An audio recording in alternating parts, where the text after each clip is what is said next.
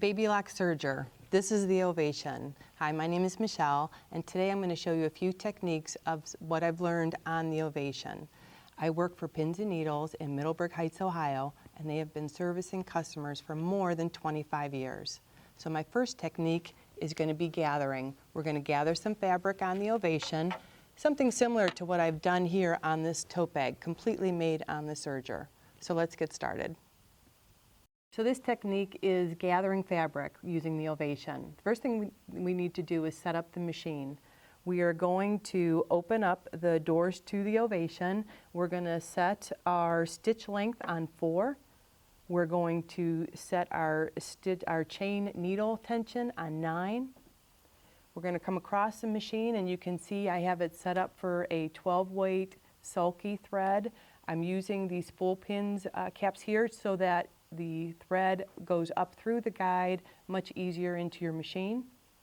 The differential feed is going to be set all the way up to 2, and we're going to put on the sewing table because our blade is going to be in the lock position. We're going to close that door. We're going to close this door so we're ready to serge. I've taken a piece of fabric roughly about 10 by 15 inches, and I've drawn a line down the center. The first thing we're going to do is stitch down the right side. I'm going to place the fabric underneath the foot pedal, and I always start with the needles in the fabric.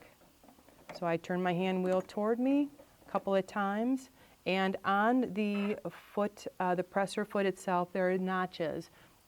We have the C2 and the C3 needle in. I'm going to follow the notch for the 01 needle, which is the overlock 1 needle position. That'll help me keep my stitches in line with each other as I serge.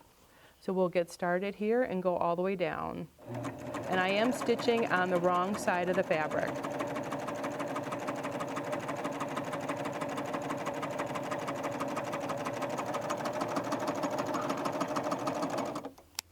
This is a nice technique to use the speed control on the ovation. It has on the very front of the machine, so you don't go too fast to really get your gathers kind of out of whack. So I'm going to put the needles down again in the center line that I've drawn on my fabric, and I'm going to serge again and do a gathering right down the center.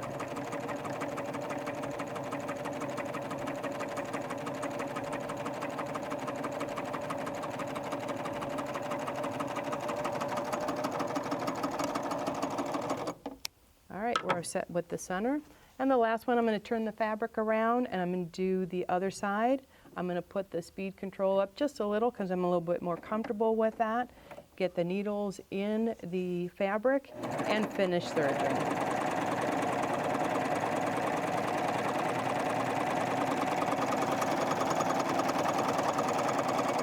All right, so there we go. We have 3 levels of gathering. I'm going to take the fabric and give a little tug across the sides, and this will help even out the gathers.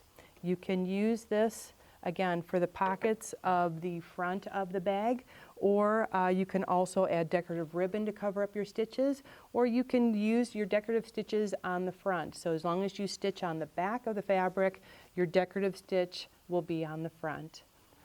You can see that there's so much more to learn. I encourage you to visit BabyLock.com to check out the projects and ideas that they have for you. Also, join us here at Pins and Needles. Go to pinsandneedles.com to check out our school classes on, I want to say that over again, blah.